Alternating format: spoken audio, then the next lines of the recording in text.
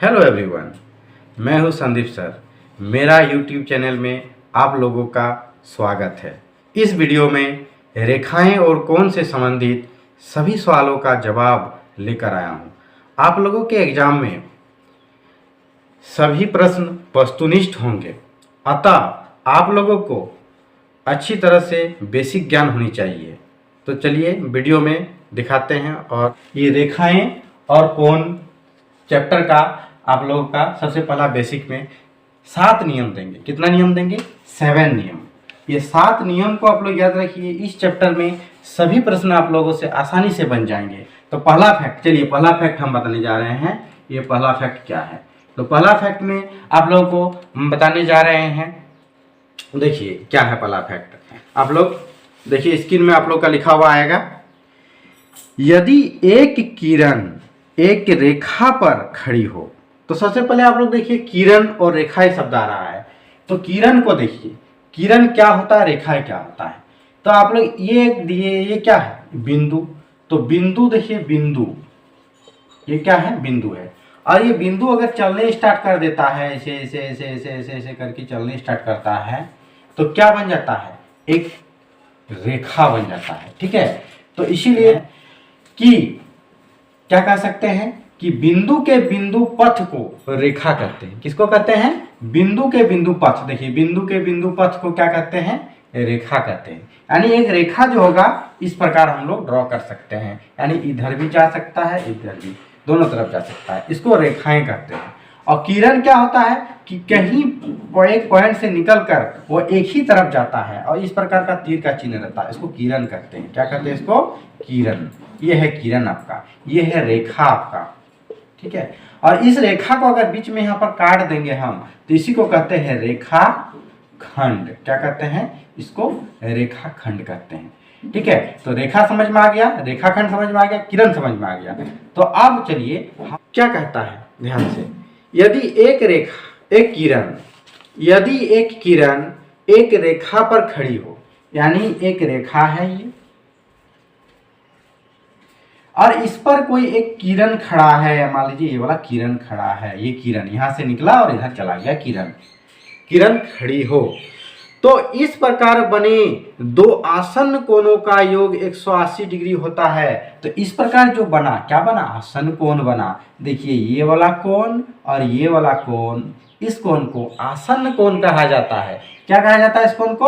आसन्न कोण कहा जाता है। यानी ये वाला जो भुजा है, ये उभयनिष्ठ भुजा है। इन दोनों के आसन्न कोण कब बनता है? जब दो कोण का कोई एक उभयनिष्ठ भुजा हो। देखिए ये वाला उभयनिष्ठ भुजा है, इस कोण का भी और इस कोण का भी, और उसके अगल बगल कोई कोण हो। देखिए ये एक भुजा हो, देखिए उसके बगल में एक इसका, इस कोण का एक भुजा, एक कोण का एक भुजा, एक कोण का ये वाला भुजा, एक कोण का ये वाला भुजा, दो भुजाएं हैं। आसन्न कोण का योग जो होता है क्या होता है? 180 होता है। यानी इस कोणों का योग 180 डिग्री होगा। और विलोमतः अगर दोनों आसन्न कोणों के 180 है, तो उसकी अउभयनिष्ठ भुजाएं एक रेखा बनाती है। यानी ये वाला जो भुजाएं हैं, ये तो उभयनिष्ठ है। और अउभयनिष्ठ कौन वाला? ये वाला है अउभयनिष्ठ। तो अउभयनिष्ठ बना क्या बनाता है? एक रेखा बनाता है। क्या बनाता है? एक रेखा बनाता है। ये पहला नियम है। यानी एक रेखा जो है 180 डिग्री का कोण बनाता है, इसका कहने का मतलब। अब ये दूसरा फैक्ट में आप देखिए, ध्यान दीजिए। दूसरा फैक्ट ये कहता है कि यदि दो रेखाएं परस्पर प्रतिच्छेद करें तो शीर्षाभिमुख कोण बराबर होता है। यहाँ कहने का मतलब है, यदि दो रेखाएं, ये एक रेखा है, ये एक रेखा है और ये एक रेखा है, और दो रेखाएं क्या करता है? प्रतिच्छेद कर रहा है। प्रतिच्छेद मतलब काट रहा है। देखिए यहाँ पर काट रहा है। मान लेते हैं इसका नाम ए बी है और ये है सी और डी, और ये ओ पर क्या कर रहा है? प्रतिच्छेद कर रहा है। तो दो रेखाएं शीर्षाभिमुख कोण जो है क्या होते हैं? इसका शीर्षाभिमुख कोण जो होते हैं, देखिए क्या कहता है कि दो रेखाएं अगर प्रतिच्छेद करता है तो इसका शीर्षाभिमुख कोण आपस में बराबर होते हैं। शीर्षाभिमुख कोण कौन होते हैं? ये वाला देखिए, ये शीर्षाभिमुख कोण है। कौन है? ये शीर्षाभिमुख कोण है, ये शीर्षाभिमुख कोण है। यानी ये वाला और ये वाला और ये वाला और ये वाला शीर्षाभिमुख कोण है। यानी इस तरह से काटेगा तो ये वाला और ये वाला क्या कहते हैं? शीर्षाभिमुख कोण। ये वाला और ये वाला शीर्षाभिमुख कोण, ऑपोजिट एंगल। देखिए ई इधर है तो ई इधर है, इसके ऑपोजिट में है ये, इसलिए कहता है ऑपोजिट एंगल। इंग्लिश में ऑपोजिट एंगल, हिंदी में शीर्षाभिमुख कोण। ये वाला देखिए इधर तो ये वाला इधर, यानी इसका ऑपोजिट एंगल। ये कहता है दूसरा फैक्ट। तो ये आपका हो गया शीर्षाभिमुख कोण यानी ऑपोजिट एंगल। आप लोग समझ में ऑपोजिट एंगल क्या है। अब आपका आता है तीसरा फैक्ट। तीसरा फैक्ट क्या है देखिए ध्यान दीजिए। तीसरा फैक्ट में आपका कहता है यदि एक तिर्यक रेखा दो समांतर रेखाओं को प्रतिच्छेद करे, ठीक है, यानी कहता है कि एक इस प्रकार का दो रेखाएं हैं, ये समांतर है। समांतर कब होता है बताइए तो? समांतर जब एक रेखा के समान अंतर में, यानी अंतर यहाँ भी देखिए समान है, यहाँ भी समान है, यहाँ भी समान है, यानी अंतर रहेगा समान, जिसका अंतर समान रहेगा बीच में उसको कहते हैं समांतर। तो जब दो रेखाएं क्या है? समांतर है, तो समांतर रेखाओं को कोई अगर तिर्यक रेखा प्रतिच्छेद कर रहा है, देखिए तिर्यक रेखा है, क्या कर रहा है? इसको प्रतिच्छेद कर रहा है। तो तिर्यक रेखा प्रतिच्छेद करता है तो कहता है पहला नियम, इसमें क्या कहता है देखिए, इसमें 3 नियम है। पहला बोल रहा है कि संगत कोणों का प्रत्येक युग्म बराबर होता है, यानी संगत कोण का प्रत्येक युग्म क्या होता है? बराबर होता है। तो सबसे पहले देखिए संगत कोण होता कौन है? तो संगत कोण देखिए इसमें ध्यान दीजिए, ये वाला कोण और ये वाला कोण क्या कहलाएगा? संगत कोण कहलाएगा। यानी देखिए ये भी इधर है, ये भी इधर है, एक ही दिशा में जो है ये संगत कोण कहलाएगा, ठीक है। जैसे ये वाला संगत आपका कोण कहलाएगा, ये और ये क्या है? संगत कोण। तो यही कह रहा है कि संगत कोण जो है क्या कहते हैं? संगत कोण का प्रत्येक युग्म बराबर होते हैं, यानी संगत कोण का प्रत्येक युग्म ये वाला इसके बराबर होगा। अगर कोण मान लीजिए 1 नाम दिए इसका 2 दिए तो कोण 1 बराबर कोण 2 होगा, ये याद रखिएगा। दूसरी बात कहता है कि एकांतर अंत कोणों का प्रत्येक युग्म बराबर होता है, यानी एकांतर कोण कौन वाला होता है? ध्यान दीजिए। तो देखिए यहाँ पर ये वाला और ये वाला कोण जो होता है एकांतर कोण होता है। मान लीजिए 1 है और ये 3 है, तो ये एकांतर कोण एंगल 1 बराबर एंगल 3, ये कोण कौन है? एकांतर कोण, एकांतर अंत कोण है, एकांतर ये अंत कोण है, ठीक है। ये कोण है, कोण वाला अंदर में है, दो लाइन के यानी रेखा के बीच अंदर में है, इसलिए अंत बोल देंगे। अगर बाहर में रहेगा तो उसको बाह्य बोलेंगे, ठीक है। तो ये होगा अंत कोण, तो इसको कहते हैं एकांतर कोण। ये वाला भी होगा और ये वाला भी होगा, ये एकांतर कोण होता है, ठीक है। इसका मान लीजिए 4 दीजिए, इसका 5, तो 4 और 5 भी एकांतर कोण है। क्या है? एंगल 4 बराबर एंगल 5। ये वाला भी क्या है? एकांतर कोण है। एंगल 4 बराबर एंगल 5 ये भी एकांतर कोण है। तो एकांतर कोण समझ में आ गया। ये संगत कोण समझ में आ गया। संगत कोण, संगत कोण, ये संगत कोण हो गया आपका। अब उसके बाद ऐसा कहते हैं कि तिर्यक रेखा के एक ही ओर के अंत कोण प्रत्येक युग्म संपूरक होते हैं। अब ये कहने का मतलब है कि तिर्यक रेखा के एक ही ओर, तिर्यक रेखा के एक ही ओर, तिर्यक रेखा ही ये तिर्यक रेखा है और एक ही ओर माने इधर या तो इधर, कोई किधर भी ले लीजिए, तो एक ही ओर जो है, एक ही ओर अंत कोण, यानी अंत कोण माने ये वाला एक ही ओर अंत कोण का प्रत्येक युग्म संपूरक होता है। यानी ये 1 और 4 यानी ये दोनों का जोड़ 180 डिग्री होता है। संपूरक सप्लीमेंट्री यानी होता है 180 डिग्री। और पूरक मतलब होता है कॉम्प्लीमेंट्री। पूरक ये होता है आपका 90 डिग्री और ये संपूरक मतलब होता है 180 डिग्री, ठीक है। अब ये आप लोग को समझ में आ गया कोण, एकांतर कोण, संगत कोण, शीर्षाभिमुख कोण, सारी चीज। अब चौथा फैक्ट ये है, चौथा फैक्ट ये कहने का मतलब है, चौथा फैक्ट देखिए ध्यान दीजिए।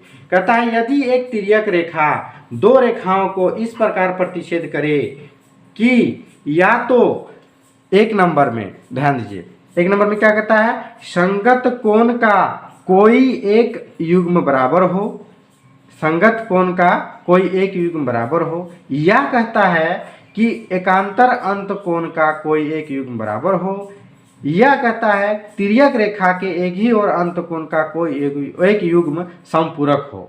तो ये दोनों रेखाएं समांतर होती है। यानी जो आपको बताए पहला तीसरा फैक्ट में, यानी इस प्रकार का रहेगा और कोई भी फैक्ट मान लीजिए ये वाला संपूरक रहेगा, ये वाला संपूरक रहेगा या ये वाला संपूरक रहेगा, तो इसका मतलब कहने का मतलब कि ये लाइन जो है ये रेखाएं समांतर होगा। या तो संगत कोण भी अगर बराबर होगा, संगत कोण भी बराबर होगा तो भी ये लाइन क्या होगा, समांतर होगा। या तो एकांतर कोण भी अगर बराबर होगा तो एकांतर कोण भी बराबर होगा तो भी ये लाइन क्या होगा, समांतर होगा। ये चौथा फैक्ट ये कहता है। ठीक है, अब चौथा फैक्ट के बाद आता है 5 नंबर फैक्ट। 5 नंबर फैक्ट में क्या कहता है, देखिए ध्यान दीजिए।